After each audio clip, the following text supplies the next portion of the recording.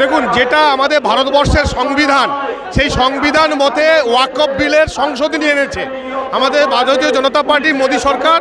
সেটার সংশোধনী বিল রাজ্যসভা লোকসভায় পাস হয়ে রাষ্ট্রপতি সই করেছে, সেটা আইনে পরিণত হয়েছে।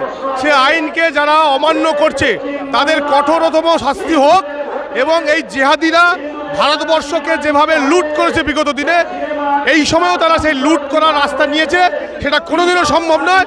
ভারতীয় জনতা পার্টি পশ্চিমবঙ্গের যারা আছি আমরা তাকে রুখে দেব। সিআরপিএফ নামিয়েছে কেন্দ্রীয় নেতৃত্ব, এবং আজকের আমাদের যে শিক্ষা চুরি, শিক্ষকদের চাকরি যে চলে গেছে, সেই প্রতিবাদে আমাদের আজকের মিছিল।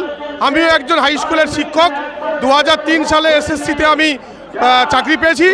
আজকে যে সমস্ত শিক্ষকরা চাকরি পেয়েও যারা রাস্তায় নেমেছে, যাদের পিঠে লাথি মারছে পুলিশ, তাদের নিন্দা জানাই, এবং সেই শিক্ষকদের যাতে আবার পুনর্বহাল করা যায় সঠিকভাবে। যারা যোগ্য শিক্ষক তাদেরকে যেন অবশ্যই করে বহাল করা হয়, কারণ তারা পরীক্ষা দিয়ে তারা মেধা যাচাইয়ের মাধ্যমে এসেছে। তাদেরকে এই তৃণমূল সরকার টাকার বিনিময়ে কিছু অবৈধ শিক্ষককে তাদের মধ্যে ঢুকিয়ে মুড়ি মুরগিকে এক করে দিয়েছে।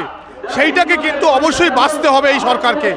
স্কুল সার্ভিস কমিশন তৃণমূল সরকারের ইশারায় চলে, তাই এই সরকারের দায় নিতে হবে, মমতা বন্দ্যোপাধ্যায়ের দায় নিতে হবে। না হলে আমরা আগামী দিনে আজকের থেকে অনেক বৃহৎ আন্দোলন করব, এবং মমতা বন্দ্যোপাধ্যায়ের পদত্যাগ যাতে করে পশ্চিমবাংলাকে বাঁচানোর জন্য আমরা তাই করব। আগামী 26 সালে যে নির্বাচন, ভারতীয় জনতা পার্টি সরকার তৈরি হবে, এটা আমরা নিশ্চিত। এবং সেই শিক্ষকরা যাতে স্কুলে ফিরতে পারে তাদের পক্ষে আমরা কিন্তু আন্দোলনে নেমেছি, কারণ এই মমতা বন্দ্যোপাধ্যায়কে ঠিক করে দিতে হবে কারা বৈধ শিক্ষক কারা অবৈধ শিক্ষক, তবেই সুপ্রিম কোর্ট তাদেরকে জাজমেন্ট দেবে। এবং সেই ছাত্রছাত্রী যারা আছে, আমার আপনার বাড়ির যারা ছেলেমেয়ে, তাদেরকে পড়ানোর দায়িত্ব যারা শিক্ষক নিয়েছে, আমি একজন শিক্ষক হিসাবে সেই দাবি রাখি, সেই শিক্ষকদেরকে স্কুলে পাঠাতে হবে যারা যোগ্য শিক্ষক।